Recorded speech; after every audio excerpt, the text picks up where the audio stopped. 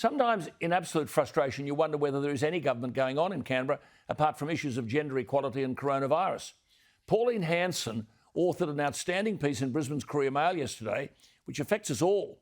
Her point was that we rely on, it's something we don't even think of, on multi-modal freight transportation, that is rail, road and shipping. And this is her point, that once ensured that modal system, that everyday household and commercial items were moved across vast distances and there was limited effect on day-to-day road users. That's just common sense. But she then makes the point that government has failed to establish a properly regulated relationship between these three transport modes and may well be building Australia's longest and costliest rust line, she calls it, the Inland Rail. Now, this is the largest freight infrastructure project in Australia. As Pauline would say, please explain. Well, I have problems with the Inland Rail because it's proposed to go from Melbourne to Brisbane, but it stops 38 kilometres short of the Port of Brisbane. Farmers are unhappy. 1,700 kilometres, 10 billion at least. But when it stops 38 kilometres short of the Port of Brisbane at Acacia Ridge, all the freight will then be chucked onto trucks because the trains are too long. They are what's called double stacked. Do the people of Brisbane know that all this freight will travel through the streets of Brisbane? When I say they'll be double stacked, they'll end up being up to 1,800 metres long. That's 18 football fields.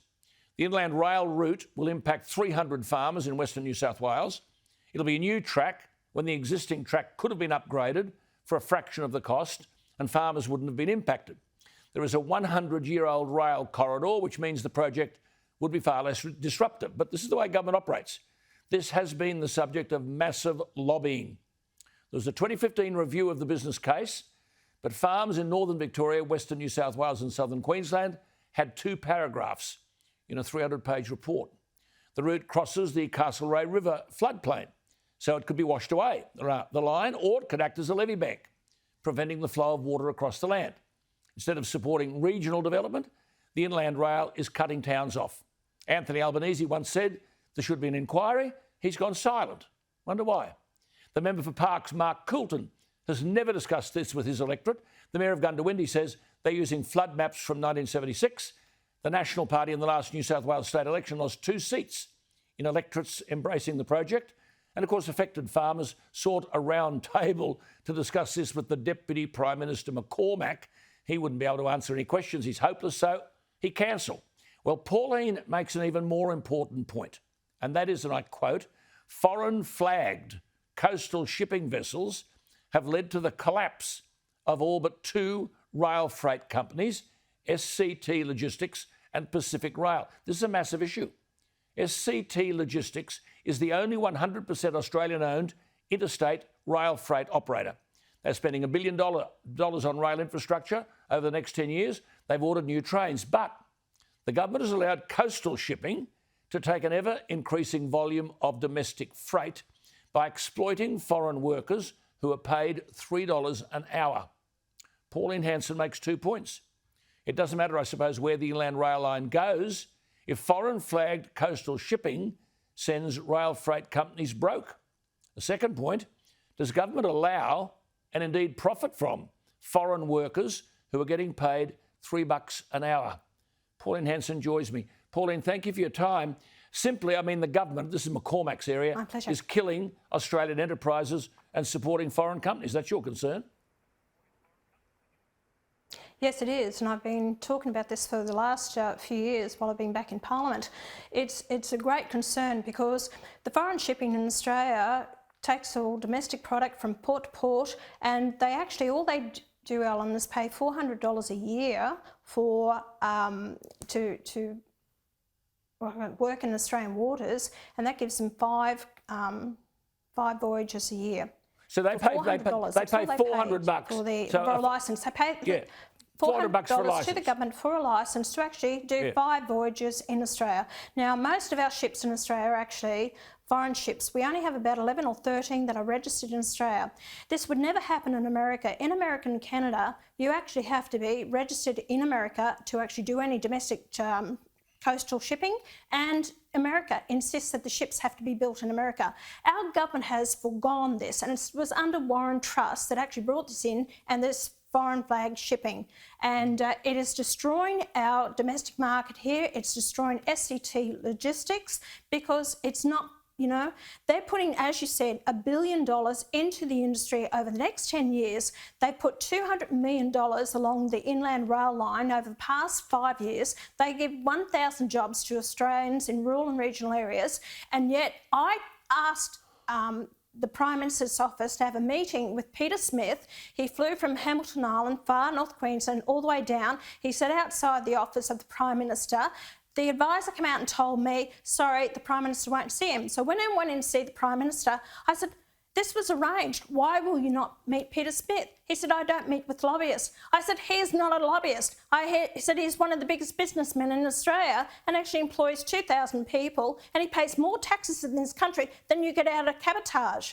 He said, I don't meet with lobbyists. He can go and meet with the Deputy Prime Minister's office.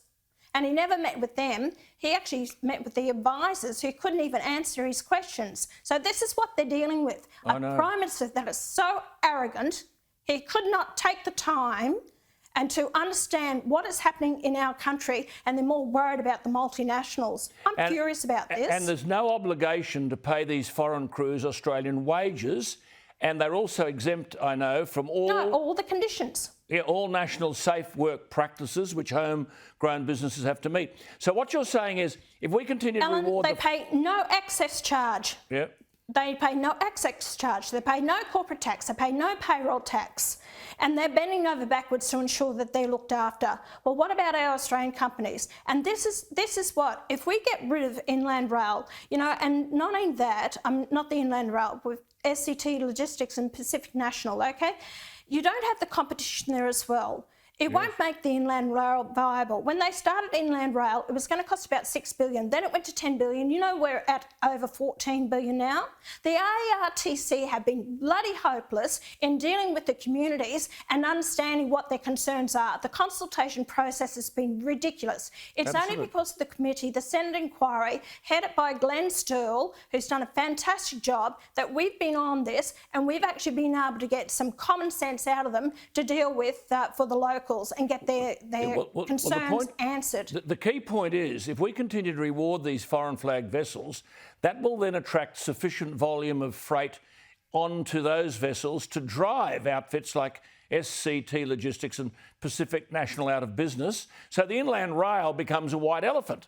I mean, this is the point, isn't it? The more that they can track the stuff onto shipping, then they go to the ports, unload it, and all those are parked onto trucks. Trucks go down the roads, destroy the roads. We pay for all of that, and the rail line is empty. That's your point.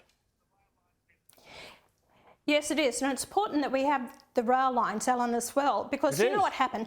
These people who have the coastal shipping, the foreigners, they decide when they want to work. Guess what? With the pandemic, there was no foreign shipping here. So therefore, we had to rely on SCT and Pacific National to get the freight across Australia, which they were flat out trying to cope with. Yes. Now that they're back, you know, where's the government? Well, that's right. And we do need them, and we rely on them. They're Australians that need jobs. Definitely. I mean, every freight train takes 108 B-double trucks off our roads. You'd think the government would be biased in favour of rail freight. I mean, without rail operators, roads just become parking lots.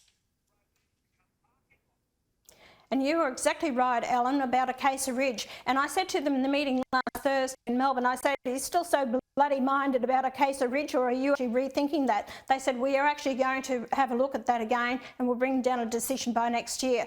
And you are so right. Do you know they're looking at 1.8 kilometre long trains by 2039, 42 trains, then looking at extending it to 3.6 kilometre long trains, double stacked. How the hell can they take that in Acacia Ridge, which is at capacity now? So it's stupid where they're looking, and like I said, they are so bloody minded that they're not looking down the track, pun for words, but they're not looking at what the future you know, will hold for Brisbane. I mean, and you've got 50,000 residents that are up in arms. Absolutely. I mean, foreign ships, what you're saying, are getting an unfairly gained market share. 2 interstate rail carriers will become one, perhaps, then none.